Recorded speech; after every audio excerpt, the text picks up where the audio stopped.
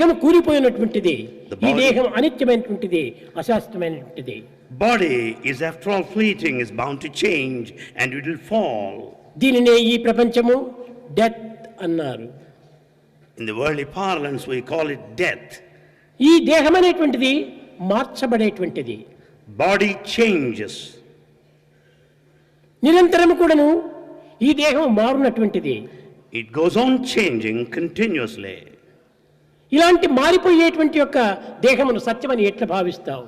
How do you consider this body true when it changes so? భగవంతుడు సత్యస్వరూపుడు. God is the embodiment of truth. సత్యమనగా త్రికాలముల యందు కూడాను మార్పు చెందనటువంటిది. Truth is changeless in all the three periods of అట్టి time. సత్యస్వరూపుడైనటువంటి మానవుని యొక్క ప్రేమతత్వాన్ని సత్యమైనటువంటి మార్గం నందు మనం ప్రచారం చేయాలి, కానీ అసత్యము అనిత్యము అయినటువంటి మార్గంలో ప్రవేశపెట్టరాదు.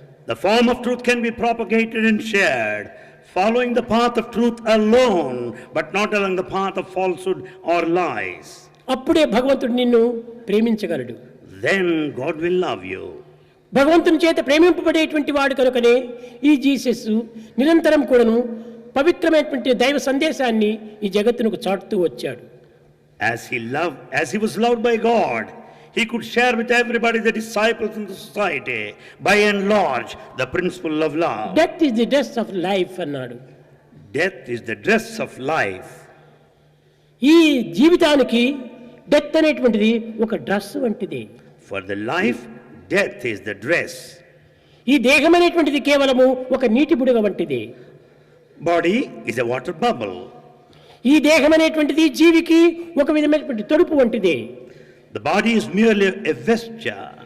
కనుక ఈ దేహాభిమానమును విసర్జించి ఆత్మాభిమానం అభిరించి దీనిని ఆశించమని ప్రబోధిస్తూ వచ్చాడు. He went on teaching that one has to give up this body attachment. On the other hand, one has to be attached to the spirit. దీనినే భారతీయ సంస్కృతి యందు దేహో దేవాలయ ప్రోక్తో జీవో దేవ సనాతన అని, సనాతనుడైనటువంటి భగవంతుడు నూతనమైన దేహమును ధరించి జగత్తునకు దైవ సందేశాన్ని అనిపించే నిమిత్తమై దేహాన్ని పోషిస్తూ ఉంటాడు. The ancient, eternal, immortal divine dwells in this changing new body and goes on propagating, teaching the divine message to everybody.